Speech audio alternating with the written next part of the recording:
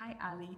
I am really glad to have a chance to talk to you about the insight that has led you to start the Starving Artist and the inspiration that keeps on driving you all the way through the impact that you are making through your platform. So let's start by, introducing yourself and what really led you to start what you're doing. Yeah, briefly, just introducing myself. My name is Ally Zlatar. I'm an artist and activist, and what led me to start the Starving Artist was honestly like my own experiences of ill health. Growing up, I suffered from a very severe eating disorder for over 10 years. Medical practitioners, they saw a diagnosis. They didn't really see the person suffering from the disease. My family was very traditional Eastern European, so mental health was not talked about growing up. And I found that for me, like the only place that I was actually able to process, reflect, and like engage in with what I was struggling with was through art. And from there, it allowed people on the outside kind of a glimpse behind the curtain. So I saw that there was this need for the voice to be heard, and art is such a powerful way to facilitate those conversations.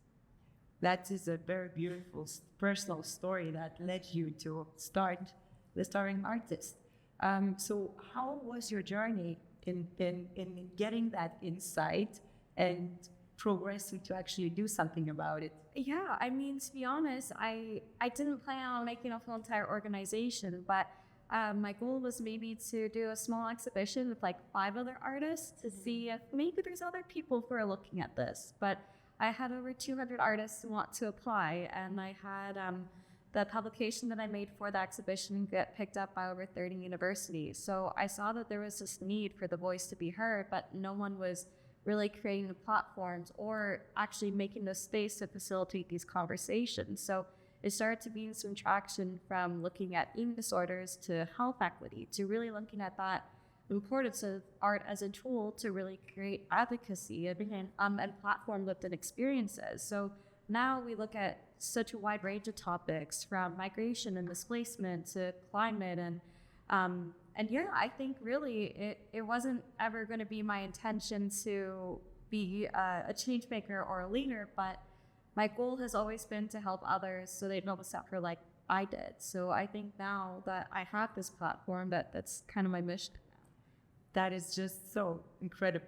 And would you say that the artists that, from that first experience that you had and realized that there is a need for the voices to be heard, were they artists from different kind of, personal experiences, or were they also in relation to mental health or disorders? And so it was all really looking at eating disorder experiences. I think one of the main challenges, especially when we're looking at healthcare and mental health, is it's so stereotyped. You have a very limited media representation, and everyone, especially with eating disorders, there's no one right way to eat. Some people say if you have like a Thanksgiving dinner, you want a bite of everything. So you want to have a bite of like turkey I come from the same culture. But other people just want to eat one portion at a time. So you realize that there is like, everyone's going to have a different relationship with food. And so I really want to look at a bunch of different artists and their relationships, both the good and the bad of how we perceive our bodies. And I think while my voice, I hope, is important, it's not the only one that needs to be platformed. Mm-hmm. So you kind of invite different perspectives to be heard and then amplify that so that the world starts to look at disorders in a very different way. And how long have you been working, or how long did it take you from this initial exhibition all the way to here, and how has that journey been? I started it in 2017, so it's not been linear. I think what we realize is that there's going to be different challenges at different points. I think what I always try to do is find communities that the work resonates with. I don't ever want to force art in a space where it's not welcome, but people, organizations, whether it's healthcare institutions or schools, or even sometimes political leaders, like they have to be really opening up to see if art can be a way for them to understand and engage in the topic. So when it works very, very well. And I think it's just really trying to highlight that art is not just a pretty accessory on gallery walls, but it can be such a powerful way that that young people and then even just people across the globe can we do more of. Yeah. So how does it exactly work? Tell us the process of, the Starving Artist platform from the beginning, how you involve the artists and how you go to, I assume, institutions to actually also welcome artists. Right? Yeah. Okay. So it's different based off project and need. I think that often it's looking at how can we maximize the topic and then also the voices. So it's ultimately who are the voices and then who needs to hear it. So if we're working on a project, say for AIDS or HIV, we try to look at what demographics or what individuals can really bring a unique insight into the conversation. So all of our projects are open call based, and we really try to find grassroots artists. I'm not sure if you know a lot about the art space, but often there's application fees, there's participation fees. They have to ship their own artworks, and we don't. You mean then an institution is inviting artists to participate? That's the process usually. Yes, Okay. and then they also charge the artists to participate. Yeah, so all of those fees, yeah. And that's kind of the irony, right? Where you put so much labor and love into doing the work, but then at the same time, you realize that that it's not going to get heard because there's so many systemic barriers. So we get rid of all that, right?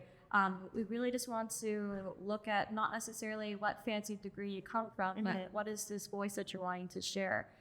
Once we get all the lovely voices, we have our intention on how to distribute. So sometimes it's better if we have, say, over artists from 30 different countries, we do it as a BR exhibition. So that way they can cross-engage with each other and be shared to different audiences. Other times it's like art billboard campaigns or workshops and exhibitions in person. Again, it's really looking at that full scope of art, and just thinking about who's that a person that we're trying to reach.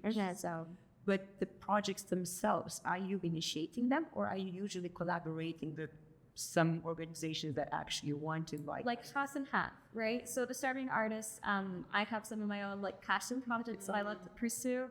And sometimes there isn't that space for it, right? Especially with eating disorders, there wasn't a space for it.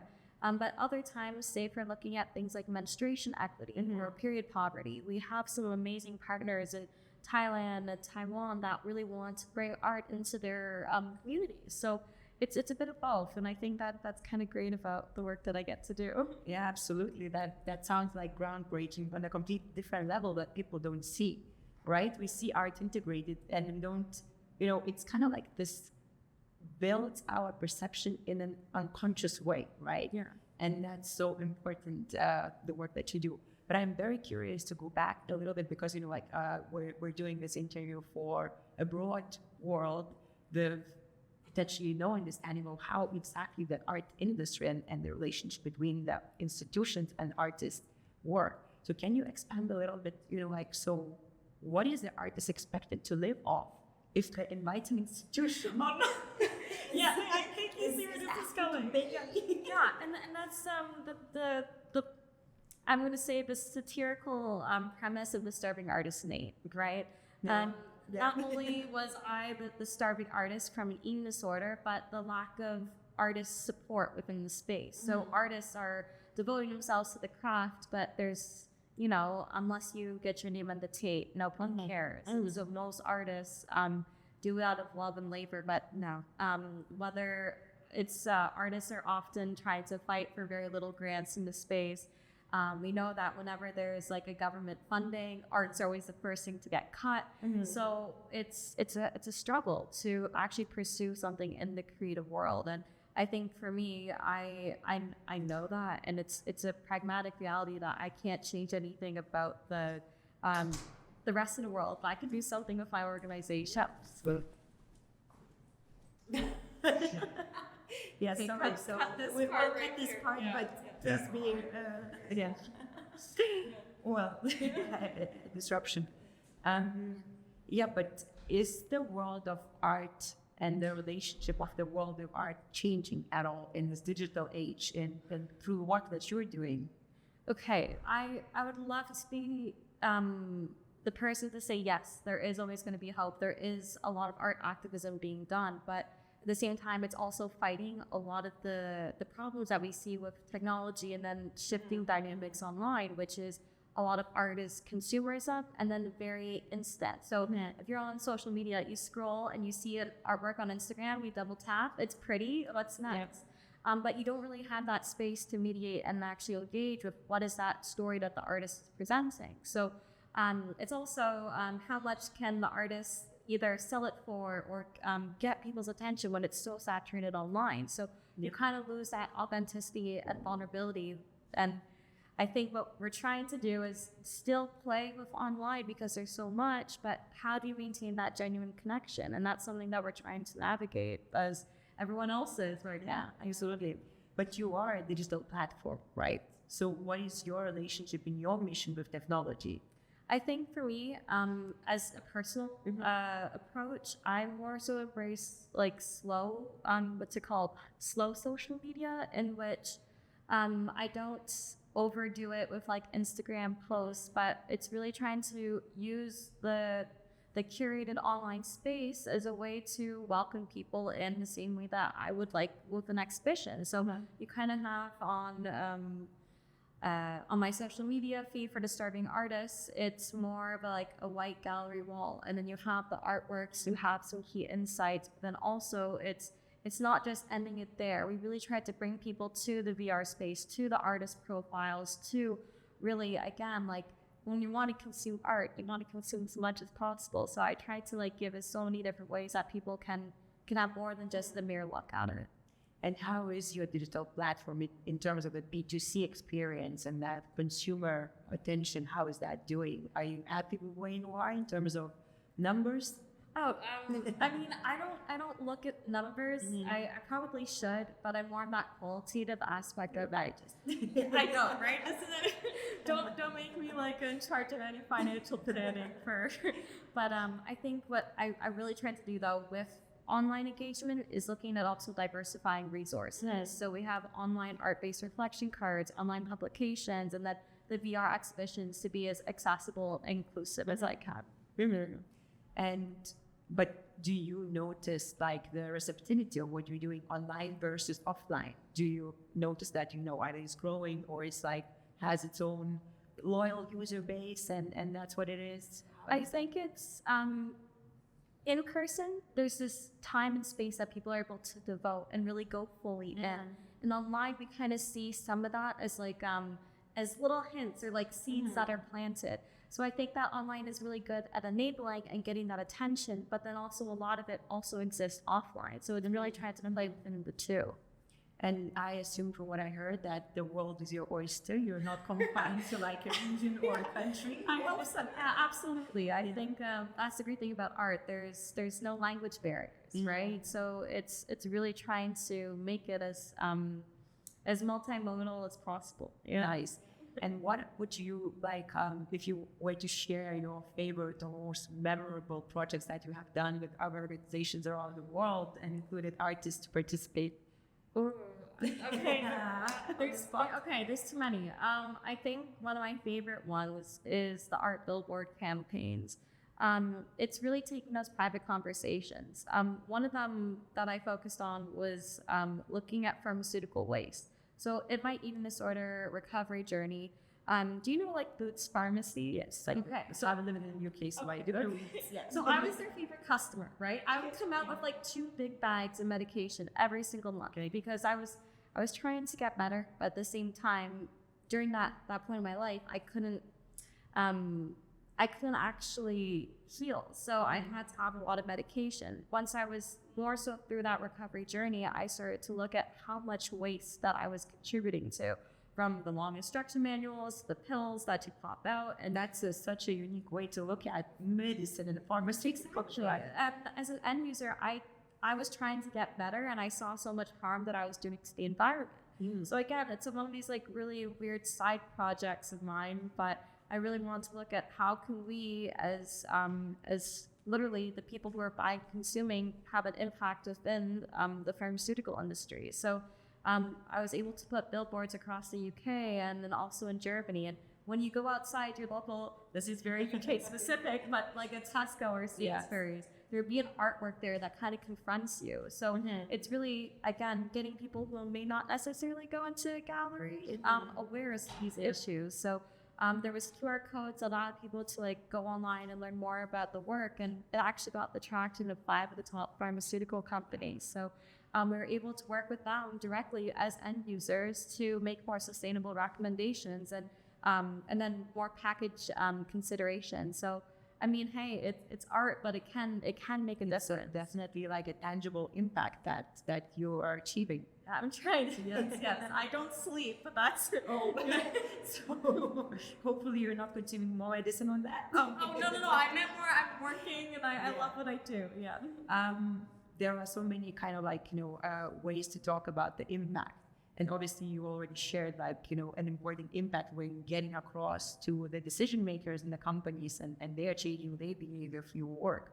But what about your personal impact? Because you were mentioning your eating disorder and that you were trying to get well. What helped you to get well, really, truly? I think, wow. I think it's multifaceted. I think just understanding that when you're suffering from a disease, you kind of feel like you're digging yourself in a deeper and deeper hole, especially when you're looking at an eating disorder. There's like this negative cycle of like coping mechanism, self-harm, and then just like trying to repent in a weird cosmic way. But art actually was that alternative way for me to get outside of myself. So some of my own art kind of plays into that. So say there's one series that I've done called Ally Zlatar's Holy Gospel, and it looks at the church as skinny. So it's very satirical, dark humor, but it's saying that eating disorders have this like strict religious like belief system you kind of have to follow, and you're prescribed to the rules. So it's like thou shalt not skip gym day, and then I would instead of having a Bible, it'd be like a scale. So it allowed me to really look at some of these harmful behaviors that I was doing, but then really understand them as harmful, because if you're living through it, you don't always get to have that time to really engage with it. What would you say like transform your practices for yourself? Because from, being the most serious customer to actually finding that cure through art, how did that transformation happen, would you say? Okay, so I don't think it's a cure, right? Recovery journeys are going to always be a challenge, and then recovery is non-linear.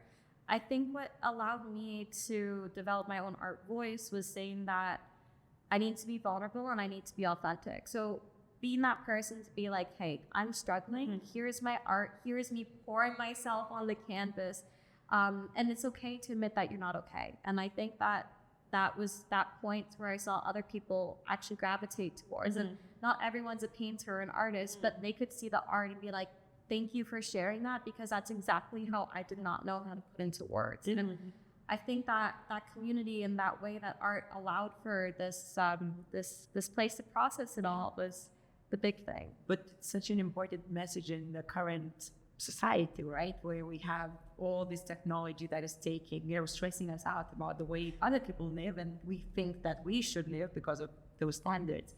And it's such a good message to actually, be vulnerable and try to express yourself in a different way to understand yourself.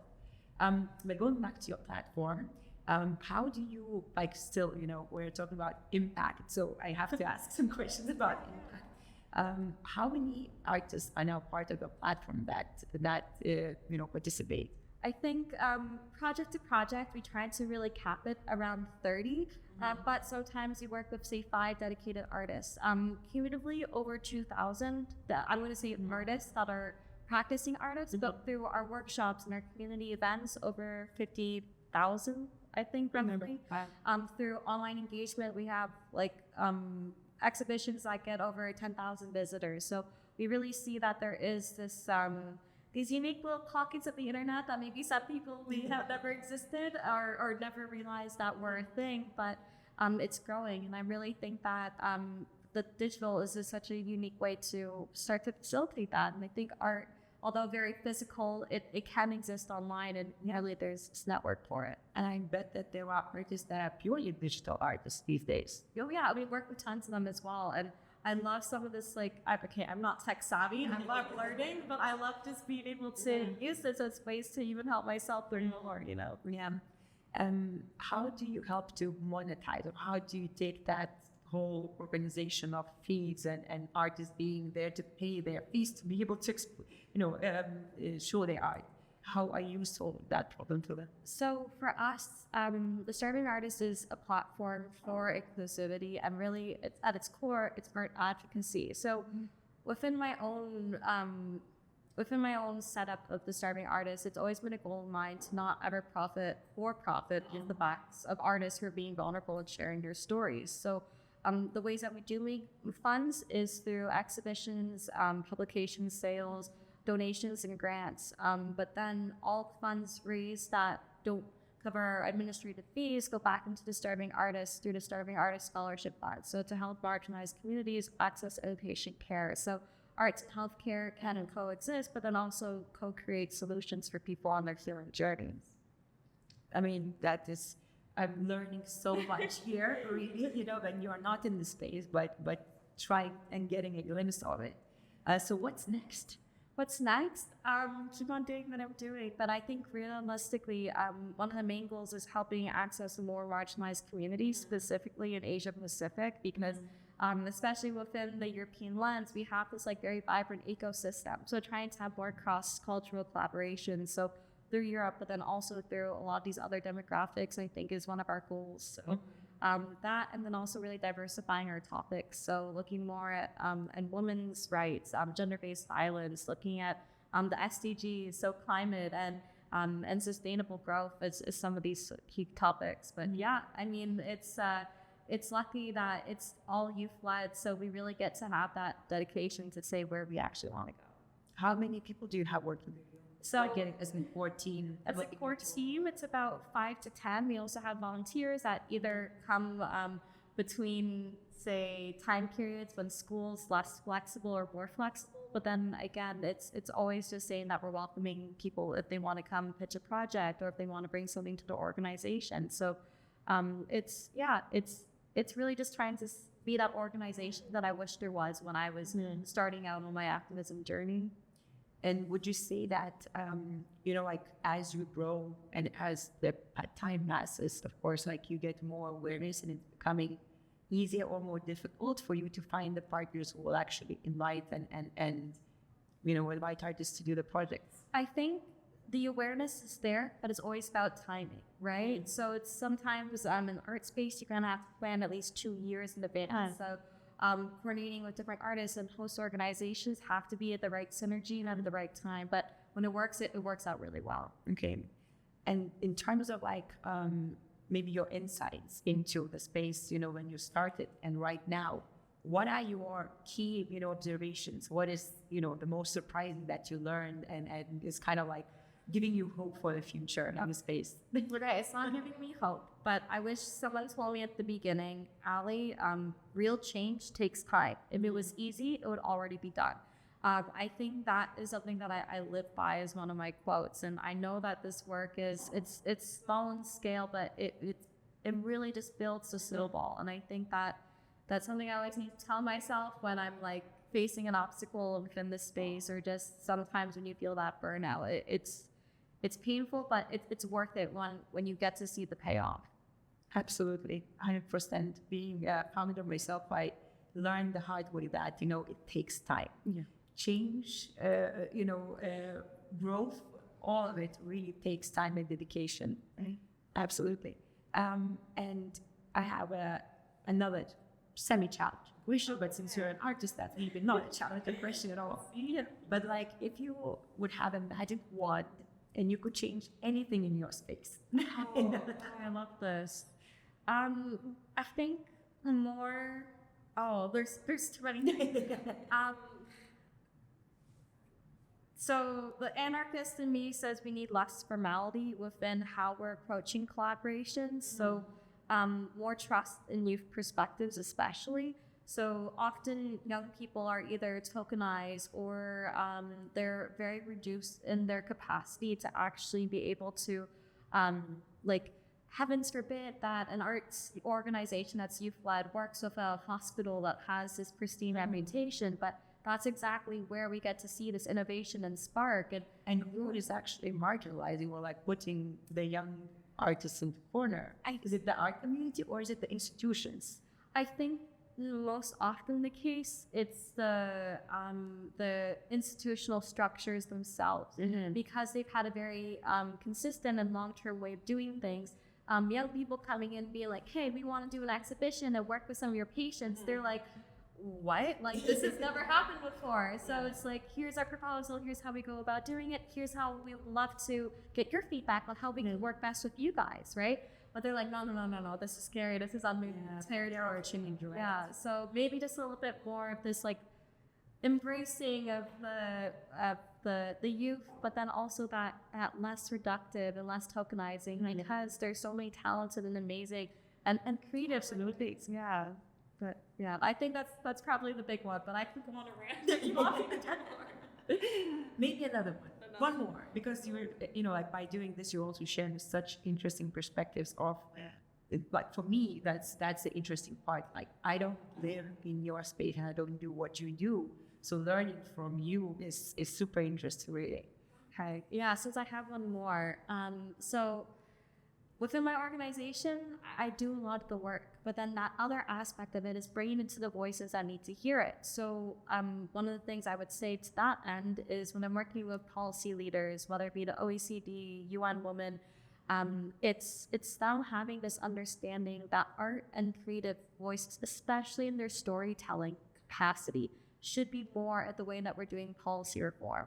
How are we going to be creating solutions that are really, truly person-centered if you're not hearing from the people that are these stakeholders that are the ones who are actually going to be the ones that are affected? So we see this gap between those who are in power and those who are at the receiving end of it. So that's why this art space really helps reduce a lot of those systemic barriers, whether language, socioeconomic, financial. And we really get to see that if we allow more of that, say with that policy dialogue with the pharmaceutical industry, we see that it's so important that they actually have these spaces to meet. And if we really need to have more of that, whether it be art or even just this industry and civic dialogue and conversation. Yeah. But I want to now ask another question that sparked, from what you just said. You're a young artist with an incredible initiative.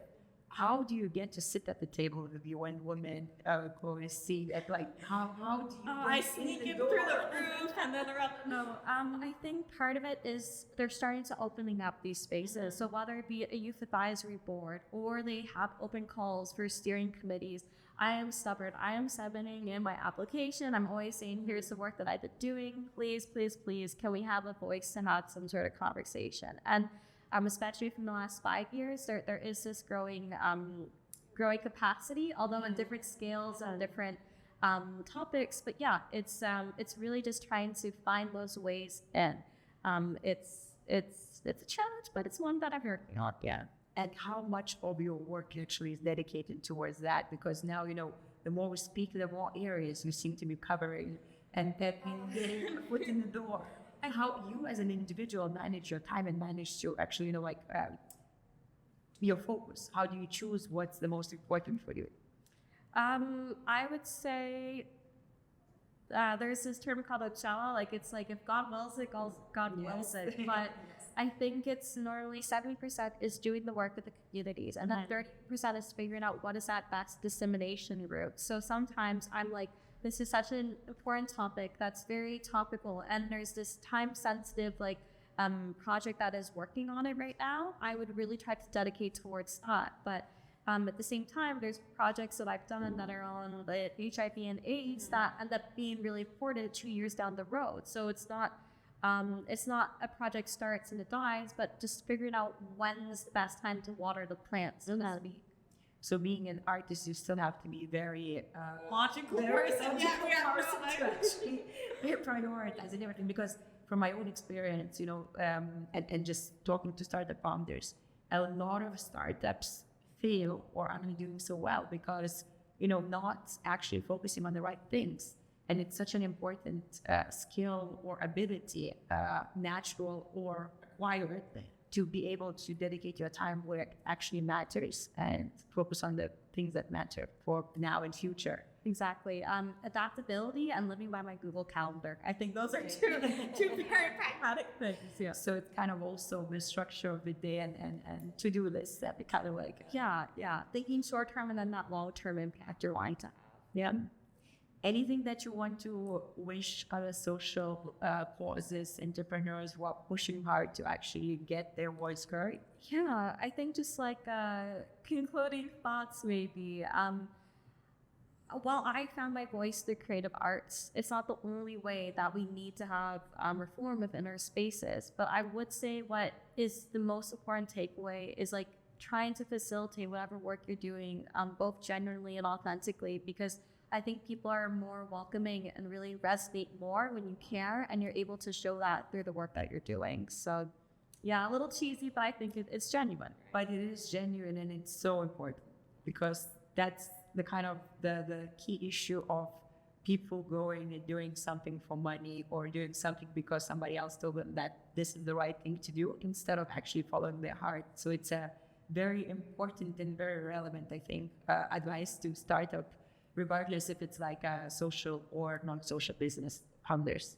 Thank you very much. I really learned a lot and I wish you the best of luck through starting artists. Thank you so much. And to everyone else, feel free to reach out as well. We're always open to collaboration. Amazing. Thank you.